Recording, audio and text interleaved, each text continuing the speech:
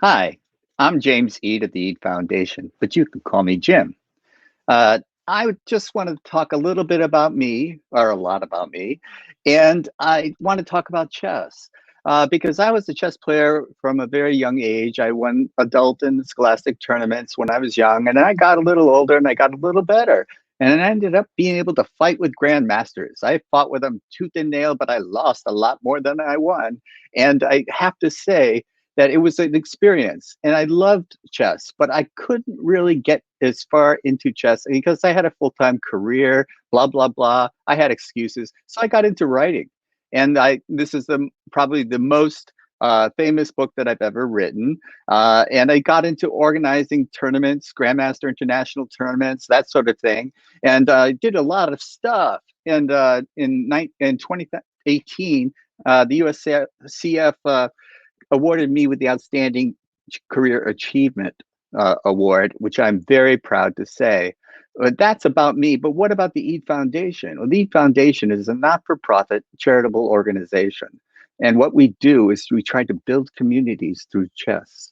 And so if you can access the internet, you can be part of the chess community just by logging on. You can play someone anywhere, anytime. But if you're not part of the chess community, we can help you start it wherever you are, whatever language you speak, whatever country you're from. We can help you start a program of chess wherever that is. And when you build a community, you'll find that you'll never feel alone. So this is the purpose of the Eade Foundation, to build communities using chess. Chess is what I knew. Chess is I had the resources, and I want to help those that do not have the resources. Because when you give the gift of chess to a child, you give a gift that lasts a lifetime. And that brings me to today's topic, the chess files. The answers are out there. And so what is the question? The question today is there any relationship between leadership and chess and leadership? Because don't we want to teach our youth to become good leaders? And what does that mean? What's a good leader? Can you define it? I can't define it. So I brought a guest onto the show, and I want to welcome him to the show now. And people call him Chester, but your name is Mahmud Hussein? Hassain? Hassan. Yeah, Hassan. Hassain. Yeah. Okay. I'm going to practice that 3 times No in my worries. head. Mahmud Hussein. And now I got it. But I'm going to call you Chester from now on, if you don't mind. No worries. Okay. All Yeah. right. So, Chester, the topic today is one of, well, before I get started with that, I should ask you the basic interview questions of, where'd you grow up? Where do you live now? And how did you get started in chess? Okay. So I was born in North Africa. It's about 100 kilometers east of Tripoli. That's Libya. Hmm. It's an ancient city called Liptis, Mania, Liptis, and Magna. It's an ancient, it's a World Heritage Site. It's in the Mediterranean. Um, it's a beautiful, beautiful groves and beautiful area. I Oh, had the scholarship. I got a scholarship in the early 80s to come to a university in Canada. And that is oh, the province of Manitoba, which is just north of Minneapolis, Minnesota. Okay. okay. So Now I that, know. okay, that is fine. Just in case people don't know where these places are. Yeah. Okay. The city called Winnipeg. The university is the University of Winnipeg. And that's where the My wife, Winnipeg Jet, that's where the my wife's, Winnipeg Jets are. yeah. And my wife's grandmother is from Winnipeg. Well, So, so there's a small world. So yes, yes. and so I had the scholarship there, and that is where I learned chess. No I kidding. never knew anything about chess when I was growing up. You Oh, call it from the age of 20 and after. That's where I learned chess. I became an expert, and it's just fascinating. So let me give you. I brought this for a. There's a book here. I just want to show you. sure. It's called Chess the Hard Way. Yeah. And that is written. This person passed away about 20 years ago. He Uh-huh. was the first Canadian chess grandmaster, and he is from Winnipeg. You know, and when he was 18 years old, he beat Mikhail Botvinnik Wow. in the Netherlands. Yeah, just after the war. The game is here in this book. Uh-huh. He had Bobby Fischer many times on the ropes, but and so when I saw these people play chess and they do tournaments, and many other masters, I became fascinated with the game. So I want to study it. You know, Yes. Yeah. you don't get hooked as an addicted, but you get hooked because you are in a state of a flow. You know, the Yes. more you learn, the more you wanted to learn. You know, Right. and the losses don't the losses do not discourage you. The losses just gives you another, you know, Motivation. motivation to know more. You know, Yes. Yes. and that is an aspect of leadership as well. So from there, now I live in Guelph, Ontario. That is, I did my master's degree in leadership here in the Lang School of Business, Uh-huh. and there's so much I learned from leadership research and studies, and I find myself from time to time, maybe I read like a peer-reviewed paper or an article or a book. There is some chess concept here. They're uncountable, and so that's where I thought that chess and leadership, it's a good concept for today's talk. I love the fact that you bring up the flow because when you get into that flow, you know it. And sometimes you just can't get into it. You're just not, you got up on the wrong side of the bed or whatever it is. But when you feel it, you know you're in it. And it's such a good feeling that you want to do it again. So it's self reinforcing. I want to keep learning. I want to keep getting better. I want to keep getting into that flow. And Yeah, so that's a wonderful way to put it. And I yeah. might steal it from you without Please attribution. do. No, go ahead. You have all the permission. You know, Thank you. but some people by nature, maybe not patient. Maybe they wanna trump. They wanna trump. They want to not trump, but they wanted to make their moves quick. They want to cash in very quick. Just teaches you to be a little bit patient.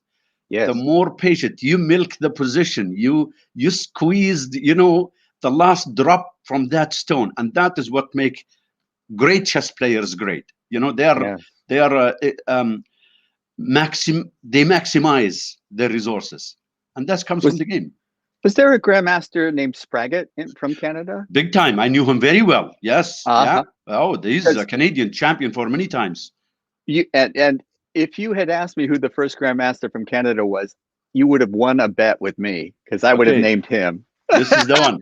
This guy has so much influence in Canada. Again, he passed away about 20 years ago, but Yeah. he was a grandmaster in the 50s, and he was a world championship material. He taught himself chess when he was like a child. And so anyway, he was Canadian champion maybe 8 times or so. The British Commonwealth, he was a champion Right. too, because Right. he's a lawyer by training. Yeah. Hmm. Right. So that's fascinating. I always learn something, when someone else is talking and I'm not talking. But this idea of leadership, that Yeah. what are these, just give me a couple examples of these concepts that you said that, that's applicable to chess or that is a chess concept that's also So being taught. So as I said, so many examples, and I didn't write them here, and there's so many. But you meet an incident, daily incident, or something in your news, and say, hey, there's a chess concept there. So here's, for example, you do not when you do a business strategy or military, or you want to buy a house or whatever, you're always coming up with a plan. The plan, it could be as simple as whatever, and is as complicated as beyond any two people's knowledge, and you need many people involved in it. So the decision making, you need to do your research before you go to the informant. I'm old enough to follow the informant. I'm Yes, yeah. sure you know the informant. We watch it. we We we were follow booked it. up when it came in. I Yes. know it came in. It's like that was I still have Yeah, so many copies of them. me too. So yes, In my so basement now. yeah, of course. So you make a decision. Oh, that grandmaster played that move. I never thought of that, or I thought of that, and why? And over the years, you develop a sense of decision making skills without you knowing it. So, for Yes. example, when you play chess, the first thing to think about is the worst scenario. What's the worst scenario? Losing the game. So your alertness is so high, it will Right make from you the start. maybe the best air traffic controller. because you're always alert. You Yes. can't fool when you're playing the game. Your senses are so alert for danger every single move. As far as decision making, so you go Yeah. research. You find you do research in your own game, you do research in your opponent on what the people played, you come up with your own ideas and you go and experiment them and test them. That's right. Experimenting, that's playing the game, because you don't know if it's a good move. You think it is, but until somebody refutes it or you Right. lose badly, oh, now I learned the lesson, that was a bad move. And that's why it's a lifelong learning. The game is Yeah. just beautiful. Yeah. Yes. You never finish. You never Yes. graduate from Yeah. chess. You never graduate. Yeah. You're always getting better. And the more you know is the more you discover you don't know.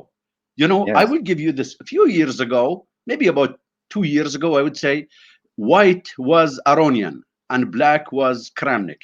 These are Mhm. top grandmasters. Oh yes. Yes. And if you see the game where Kramnik, it was I think it was a Berlin defense, and Kramnik Relocate. played, can you believe it? Black plays rook to g8 in the Berlin defense. No castling, rook to g8.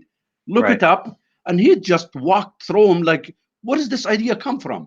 Right. So for anybody who says, chess, in your title or in your logo, you say the answers are always there or something like that. Are out there. Yeah. Yeah, out there. It's like, who come up with the move like this? Right. And so you always can discover new ways of doing things. Yes, because one of the things that we have, some of us old timers have become discouraged by how accurate the players are still playing. But there's still that element of discovery. Yes. So there's always that new move Yeah. in an old position that Yeah. everybody has studied, but you have come up with something novel, Yeah. and all of a sudden the tables are turned, and we have this. And it was true in the informant days. They would Yeah. come back and with their little evaluation plus minus, and I would Yeah. look at Yeah. it and I go, no, no, black's fine here. So I loved it when people would play that variation because the informant told them it was better for white. Yeah. No. Yeah. And what another concept of leadership, Mhm. suspense. It is a good move until further notice. For Right. now, it's a good move, but be prepared to change your mind. That is not a good move in the future. This is psychologically, it's very, very positive influence of chess is that you're willing to change your mind. You're willing to Yes. accept you have been wrong, but you cannot be wrong at the time you are right. You are right Yeah. until further notice. You have to have self-confidence, but once you play that move, nowadays it's all over the world and everybody's studying it, that Yeah, new move. And yeah, then the proof is in the pudding the next game it's that's played. right. That's right. Yeah, yeah, yeah, yeah, and and I love the idea that you just have to be nimble. yeah, You can't accept the status quo. yeah. You know, what has been told to you is the right move, may or may not be until further notice. Until further So, notice. Yeah, and yeah. and the key here is willing willing and able, like psychologically, mentally able to Yeah. change your assessment. Right. Sometimes we get attached to a move. That is the move. We instinctively were going to make it, and that's how top grandmasters sometimes lose because they Yes. play for instinct. They're humans too.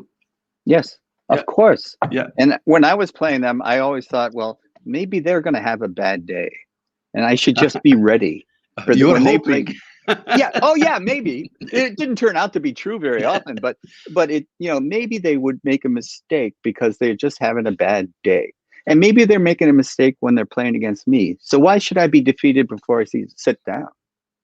Yeah, yeah. Let's see what happens. That's Let's right. play the game. See what Yeah, happens. yeah. But And just because they played a move doesn't mean it's a good move. yeah, Even though they have the title grandmaster after yeah, it, yeah. they might have made a mistake. Be The open to ans it. the And answers they are won't out make a there. lot of them. So Yeah, be open yeah, when they're pounds. yeah. The answers are out there. Yeah. So another concept, for example, um,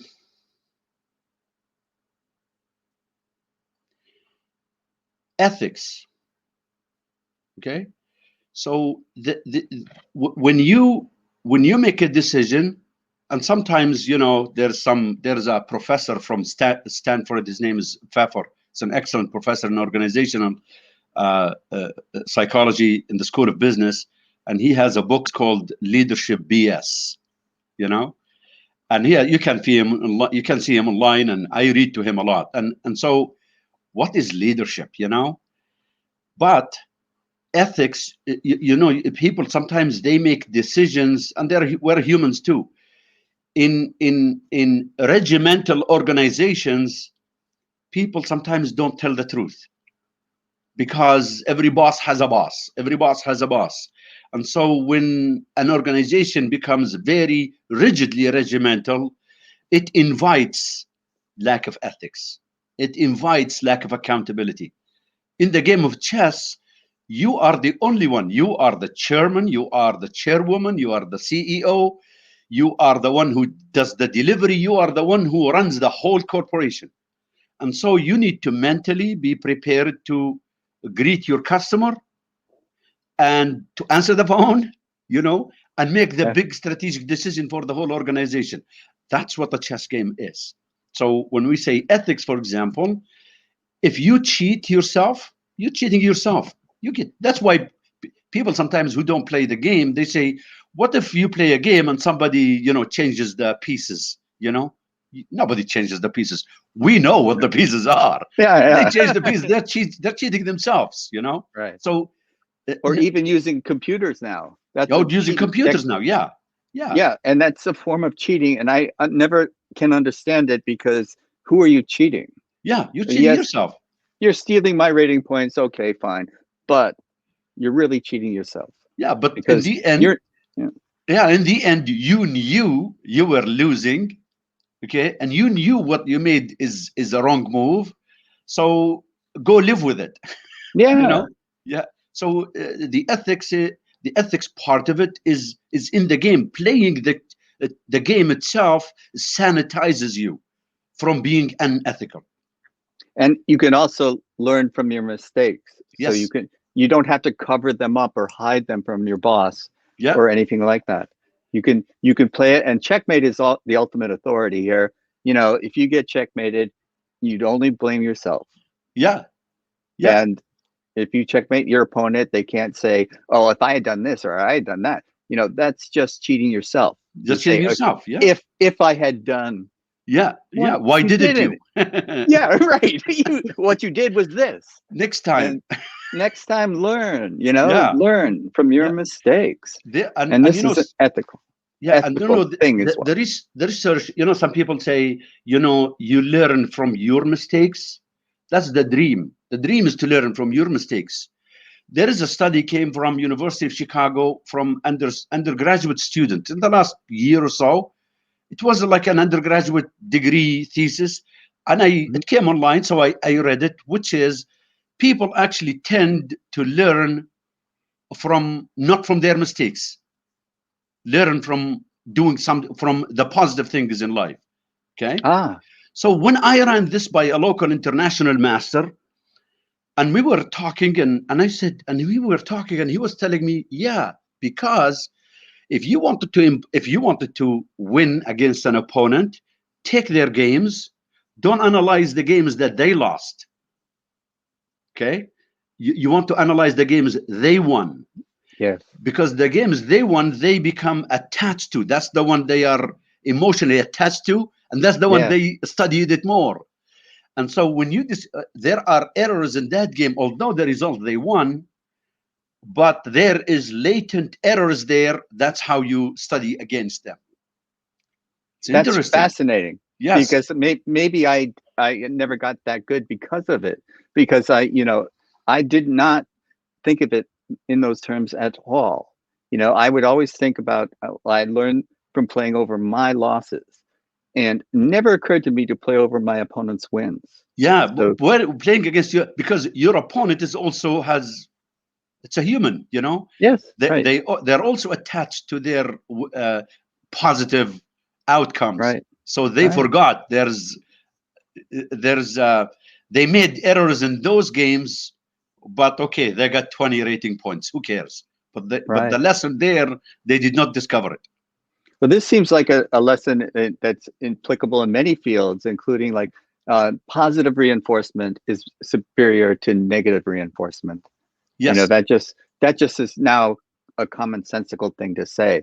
Yeah. But there was a long time where they thought the rap on the knuckles was the way to teach you, Yeah. Yeah. and instead you praise them when they do well, Yeah. and it motivates them to do well. And here's one more thing: the motivation is actually intrinsic. But people who play chess, whether I teach so many kids, you know, Yeah, so many students, and some of them are adults now, and some of them went to do graduate degrees from Harvard and Oxford and other world-renowned schools, and they used to yeah, be my chess students. You know, they still right. write back. I learned, the Spanish bishop on C2. That one is a latent force. It never occurred to me until later in life when you have something big, don't use it, keep it, Yeah. it's for, uh, you will use it one day. But these are lessons, Yes, Yeah, and I love Lasker's line that the threat is stronger than the execution. that's You right. know, Yeah, to threaten to do yeah, something yeah, is much more powerful than yes, right. Yeah, yeah. yeah. Uh, so yeah, chess leadership. There's so many concepts. Chess, for example, sportsmanship. Okay, there's a, Yes. there's a rule by FIDE is that in the international, and it's enforced actually. You have to shake hands before. If you refuse to shake hands, you lose the game. Yeah. Isn't that? Or maybe bump elbows I now, but understand that. I understand that. But or yeah, equivalent. but Okay. it's the sportsmanship, it's the graciousness that you want to bring to the game. Yes. And so And that you apply that to your business strategy. How can you be a strategic partner with another person or another organization if you are not respectful to their time, to your customers, to their needs, to what they are thinking, knowing what your competition even or what they are thinking, what your opponent or competition is thinking, what they want to do. It teaches you to respect them, and it teaches you to analyze them correctly. You know, People use that concept in intelligence.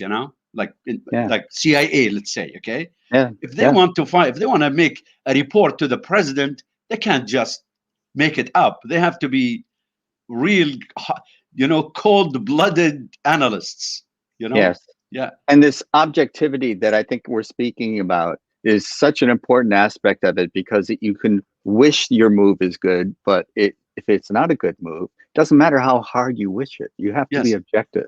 yeah, You have to be that objectivity. If you can teach a child to objectively assess not what you want to yeah, win, of course, yeah, but how do you go about it? Objectively, the best move is X. Well, I'd want to play Y, but objectively, X is the best move. So I'm going to play X. It's a little bit of discipline, and it's a objectivity, which, because we are human beings, uh, objectivity is not always our strong suit. yeah. And so chess can teach you that this, if you want to get better, you're Be going to have objective. to be objective. Yeah, Yes. yeah. There's a U.S. admiral. I think he's a four-star general in the Navy. He retired now. His name is Bill McCracken. I think that, or McCracken. He's from Texas, I think, or something like It that. sounds Yeah. very familiar, yes, Okay. but I So can't I he's don't like know. a chancellor of universities in Texas area, and gave a speech one time, and he says he was ahead. He was the senior officer for the American, special forces. Okay, and he says we did an assessment. So he found the majority of his top performers or people are in that units. They're chess players. That's They're so quick. interesting. They think quick. They are objective. They don't accept defeat. They know that's a bad move, so don't do it. So don't wait until you get swatted in the face. Right. I'm not going there. I'll go. So you're Yeah. always assessing. Yes, and I Yeah. know where that path leads. I'm not going down that path. That's And right. Yeah. So you knew it before. You yeah, you would know it and before you were there. it's a very important life lesson that you can learn many ways, but chess is one way that can teach you this objectivity. And what is first amazed when I went into a national elementary, and you have all these kids running around making a lot of noise, but when the clocks start, there was silence in the room. Yeah. Everyone was sitting still and Yeah. thinking. And there It, are 200 movies going on in 200 minds in that room. If there are yes, 200 kids, I just want to correct myself. The officer's name is Bill McRaven.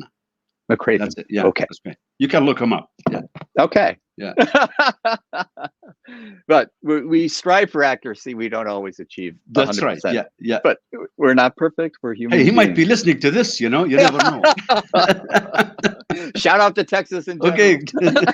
Yes. Very well. But, I think that some of the life lessons that chess can teach you can carry over into any position that you have of leadership. And, we're not all going to be in positions of leadership. Some of us have to learn these qualities that, anyways, even if we don't, we're not managing the show, we're not the producer of the show. Sorry, I just mentioned my producer. Yeah, yeah, He's talking in my ear. But the idea is that these tools will serve you whatever you do, wherever you are. Objectivity, being objective and not letting your emotions carry you away, is a good life lesson. Because just what you want is checkmate. You want to checkmate your opponent. Well, it's not. They're not going to let you. You know, yeah. it's going to be a little bit of a struggle. Come and get it. Yeah. Yeah, come and get it. Here, which is another concept now, which is the narcissism epidemic in society and different generations. And so it sanitizes you from narcissism. It's good to be self-confident, but you can't be cocky. Yes. You know, Yes. There's a difference between self-confident and arrogant, that's and right. you need to have that line You clearly want defined. you want more of a lot of the first and none of the None second. of the second. Yeah, Right. and chess works with that. Because Yes. if you think, that's why in tournaments people don't trash talk each other. Right. Because okay, here's a checkmate, done. You can think Right. whatever you want. Yeah, Yeah, and it doesn't. It's just bluster, and every good chess player knows it. Show me the moves. yeah, I don't care what you say. I care what you play. yeah, So, yeah. That's right. uh, Yeah, yeah, so nobody's really thrown. If so, trash talking is not used mainly because there's no reason to it. It doesn't work. yeah, yeah. It doesn't work. It's not. It's not. I mean, people do that just for friendly Of things. course, Yeah, of course, yes, but not in the real world. In the real world, which is, by the way, there's the movie that's the Queen's Gambit, for example. yes, There's some kind of a trash talking going there, yes, but that's not the real chess world. It's a little bit. right, They did it for the movie. It's not. Chess players don't trash talk. Yeah, yeah. they respect, But there is an intimidation factor. of course. And Yeah, sometimes I could think of Kadynov came over to the United States and he won all sorts of tournaments, and then Yermolinsky came over and he won all sorts of tournaments, and yeah, people just didn't want to play them.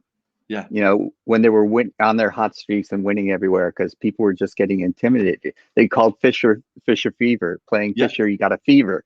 Oh, yeah. I never lost to him when I was feeling well. I just lost to him when I had a fever. You know. Excuses, excuses. Yes, Yeah, because you're intimidated.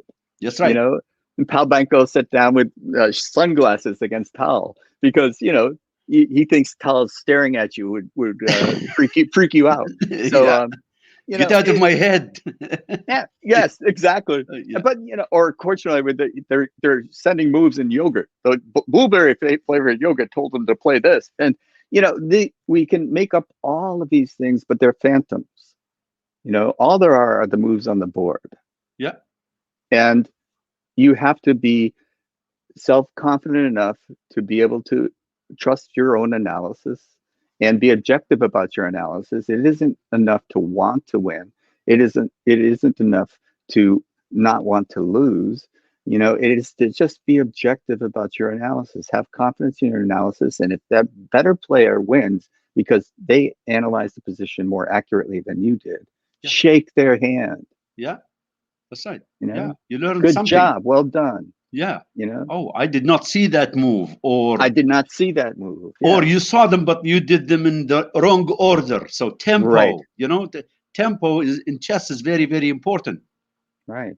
Yeah. And don't make excuses for your bad moves. You know, own them. Yeah. Yep, I And did not and put, learn from them and flip the page. Next subject. Yeah. and I did not play my A game today. But you know, see you next tournament. Yeah, yeah, that's right. Yeah, yeah, yeah, yeah. And and interestingly, the people you lost to, maybe it's my hypothesis here. The people you lost to are the people you would tend to want to play them again. You wish, oh, you want to get your revenge. You wish that you were paired against them.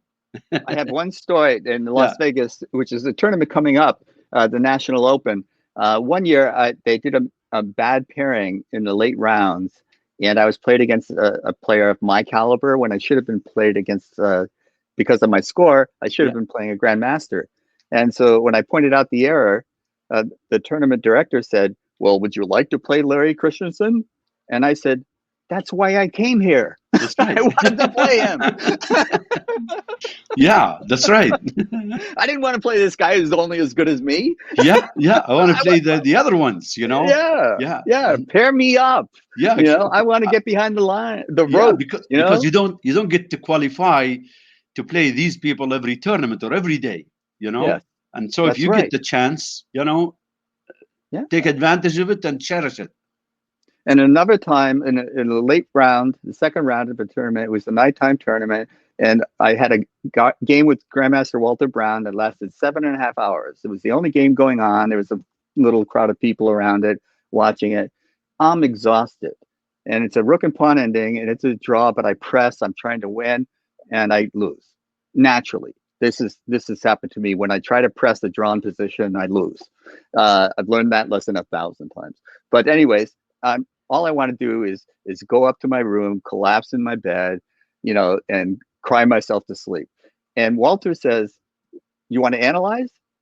He's still full of energy. Yeah, And am I going to say no? No, I'm going to go to bed. No, I analyzed with him. That's a yeah, chance. How many chances do you get to analyze with that's right. Grandmaster Yeah, Walter Brown? So yeah. yeah, seize the day. Seize the day. Yeah, that's right. So Yeah, concept of chess playing and leadership, patience. Patience. Um, the other thing is lots of kids, 6-year-old or 10-year-old. I bet you they are hot under the collar during the game. hmm, But everybody's silent, everybody's yes, quiet, everybody's following the rules. right, And where do they find that patience? right, In other sports, they scream or they let yes, it out. This one yes, can't do anything. You right, know, can't hit the right. table. You can nothing. Just cha- channel your energy towards finding the correct moves. And there's some peer pressure there too, Yeah, because you see the better players, that's how they conduct themselves. yeah, So if you want to aspire to be as good as them, you want to behave like they do. that's right. They don't throw tantrums, they don't turn the board over when they lose, Yeah, so you want to be like them. yeah, So try to behave like them.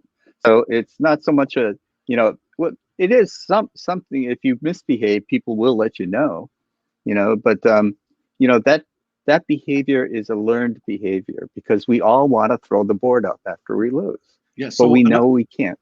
the story you just said a minute ago with Grandmaster Brown, and after the game, 7 hours of like grueling. You must have lost like 2,000 calories in those in Yes, those 7 hours. no doubt. And he would say, okay, would you like to analyze?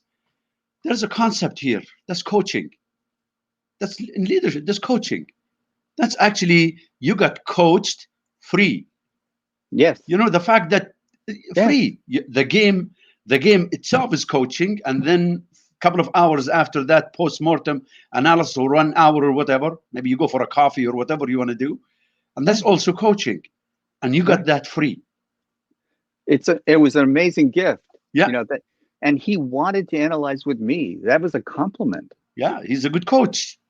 you know. That's he's a good coach. That would make Yeah, him a good coach, wanting to teach others is half of the story. Lots of Yes. people have the wisdom, but they don't want to share it with others, or they don't want to volunteer, or they don't want to teach in organizations. One In of the these things, hierarchical organizations, they think yeah, well, knowledge is power, that's right. and they Yeah, hold it and hoard it. yeah, that's right, which Yeah. is not good. But to share it and to see someone, like you said, someone who goes to university, graduates, and sends you a letter because you taught them chess, Yeah, you know, by the that, way, this person is a PhD from Harvard. yeah, I still have the letter, and it's a beautiful letter. We're still in contact. yeah. Small, yeah, Now that feeling, that I'm assuming that you have that feeling, that is just joyful, and of course. you don't get that by hoarding Of information. course, yeah. And when I was You, teaching chess, this is like about 20 years ago or so, when I was teaching him, um, uh, I was teaching chess because I love the game so much that I want every child to learn it. And yeah, he's one of the people, one of the children at that time, young people, who had the want to learn the game, And we yes, play, and over the years, our paths went different ways, and now he's, somewhere in the northeast of the United States. yeah. Well, this is the kind of thing that I think, not only are you giving a gift to the children when you teach them chess, Yeah, but you're also giving it to yourself as well. that's right. Yeah, You get more out of it yeah, than you give, yeah, in a funny way, because you see their confidence grow before your eyes, and it's so delightful to watch. yeah, It's it's just a pure delight. You feel like I had a good day. I yeah. taught someone. I made someone think that they were smart. So here's a You know? question for you, James. Have you ever taught somebody chess and they progress to the point that they are the ones who are beating you? Isn't that Yes. awesome? Yeah, yes, and I talked to Sunil Weramantri, who taught Nakamura how to play, and Sunil is a almost borderline IM Yeah, FM, and he said, I can't teach you anymore, and you're beyond so my level. Yeah, yes, and it was like, I'm a very strong player, but yeah, you're on another level. you're a you different know, league. and there's Yeah, a guy winning the U.S. championship and yeah, yeah, when yeah, blitz tournaments left and right. yeah, And, yeah. You're talking about Hikaru, right? yes, Yeah, who's top Hikaru grandmaster. Nakamura. Amazing. Yeah, of Yes, course. Yeah, yes. it, And it's so you see someone, even no matter how good you are, there's a desire there to see them do better, because that is, and it's not like you own part of that accomplishment. It's that you were there when they didn't know they could get that good, and then you see them get that good, and it's just like, it's just the feeling of joy seeing someone go beyond you, you go kind of beyond what you. you Yeah, want to give them all the credit. Of course, it's they who worked yeah, hard, right. but part of it is you are a small part of it. You are, You and did because something. you never know what turn they may have taken if they That's right. hadn't met you. Yeah, yeah, yeah. And you say there's lots of youth, for example, against crime, let's say against petty crime and things like that. Kids come from all different backgrounds and socioeconomic backgrounds and family backgrounds and stuff like that. When you see them 200, in a hall, and all of them play, you have no idea Yeah. what child came from what family. They are all Yes. equal, and all brain power is the same, Yes. and it's men, girls, boys, whatever, Doesn't matter. Yeah. doesn't matter. And Doesn't matter what language they speak, what that's country right, they're from, and what their color of their skin is. yeah, Nothing else matters. It's just chess. yeah, It's that's right. beautiful. Yeah, And I think in sports in general that's true, but in chess it's doubly true, because it doesn't matter if you're big or tall or small, and if you're fast or slow. None of those things matter. So it's not a physical thing. yeah. And so some things, I just didn't grow tall enough to be a basketball player. you know I was really good for my height. Yeah. But there's nothing holding you back in chess. Yeah. Yeah, yeah, you can do Yeah. whatever. Now, want to Yeah. put a plug to your foundation. If Oh, anyone thank you. follows this, if everyone listens to this, I encourage you to donate to this foundation. And so, if you if you listen to this and you donate to this foundation, think that you would have helped at least one child. Maybe you got a chess set or a chess book or a chess lesson or an entry to a tournament. Isn't that beautiful? That's beautiful. Is that from Uganda?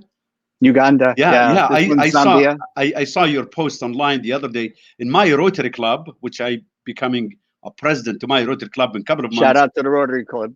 Thank you. We have a project in Uganda. We do international service things. So we have a big project going on there. And other parts of the world as well, maybe in the United States or South America or Asia or Africa or anywhere, you know. Yeah. And the children, when the game of a chess and helping a child learn, you don't teach them how to play the game, you teach them how not to play the game. They teach themselves how to play, you Yes. know. And from the picture you showed now, I can tell the kids are happy, They and and that's the I positive thing. the guy who runs the program, who I work with, is taking care of over 20 orphans, and he says when they start playing chess, they stop crying. Can you imagine? Yeah, Do you know how that makes me feel when I get a it's card like beautiful. that? Yeah, Yeah. And so this is why I do what I do, because the feedback that I get makes me feel like whatever I'm doing, you're always wondering, am I making any difference at all? And yes, you're making some, even if it's an incremental difference, you're yeah, making the world that much better. yeah, So, and if I have the resources, why wouldn't I share them? yeah, So, so every donation is appreciated. Thank you for saying that, yeah. because this helps me help them. And so, is there any final word on leadership in chess? Chess can teach you leadership, and you can see leadership. You can see those chess concepts in the leadership that's being demonstrated in front It of your eyes. it, Is it there just anything else? yeah, it just prepares you for leadership without you knowing it. You know a skill, you learned it from chess and you applied it in your leadership position or scenario or a day or a case that you have. You don't know where that skill came to you from. It came from chess. I can't put my finger on it because there's Mhm. uncountable number of cases that a person encounters. Yes, Patience, yes. just patience alone, Sitting still and thinking, yeah, teaching a child to do that. yeah. How and many teachers in elementary school would want that gift? Yeah, You know, and the studies has been done. The studies that has been done is that they tested chess and other, extracurricular activities from soccer to hockey to basketball and everything else. They found that chess is the number one contributor that children stayed in school, yes, and the factor is that the student got connected to the teacher yes. more than anything else because they play with the teacher. Okay, and so the Yes. connection to the teacher became so strong, they did not drop out school, they stayed in school and continued. I'm still in touch with my high school chess coach. Yeah, beautiful. Yeah. you And, know because he made a difference in my life. yeah, He drove me to these scholastic competitions. When we would have a league and we would play other schools, I was too young to drive, so he would drive me. He would drive all of us, and and if the team didn't win, he was just we'll get him next time kind of guy, and it was just encouraging. He was just encouraging. Never scolded us. Never thought, never said a bad word to any of us. And so he had an influence on my life. I'm still in touch with him, and I still send him messages on Facebook. yeah. It's Why not? yeah, Yeah. yeah. Why not? What is Exactly. the latest game or whatever it is. Yeah, I have a professor who's in his 80s now. This is in Manitoba. I still, he was my professor in mathematics, and we're yeah, still in contact all of these years later, yeah. which is Right. kind of, you have an academic role model or a chess coach, or Yeah, maybe even in your younger days, maybe you had a boss that you looked up to, yes. and they inspired you. you know, and these people you don't forget. So Very true. hats off to all the teachers. And what you were saying about the introducing chess into the schools and the difference that it makes, it's been measured, it's been studied. Um, you know, back in the late 80s, early 90s, I would go to a principal and say, I'll teach your chess class in your school for free. And they would look at me like I I was do that crazy. here. I do that here. Yeah, yeah. Well, but the 90s, the mid 90s, the principals were looking for me Yeah. because the parents were teaching, they were pushing the principals to get a chess program started. You know, it changed like that. It was in the 80s, I couldn't convince a principal to start a program. And in the 90s, they were looking for teachers. Please, please come. Because the parents thought it was a competitive edge. Yeah. Because it is directly transferable back into the classroom. And it does give them a chance to develop characteristics that will aid them in their further development in life. Whatever life takes them, whatever direction it goes. So You know, these here's are an example. I am in Ontario, Canada. You are in California, yeah, United States. We have never met. We don't no, know each other. Just no, a connection happened online, yeah, and it's because of a chess connection. And yes, I feel that I know you for yes. quite some time, and that's a beautiful thing.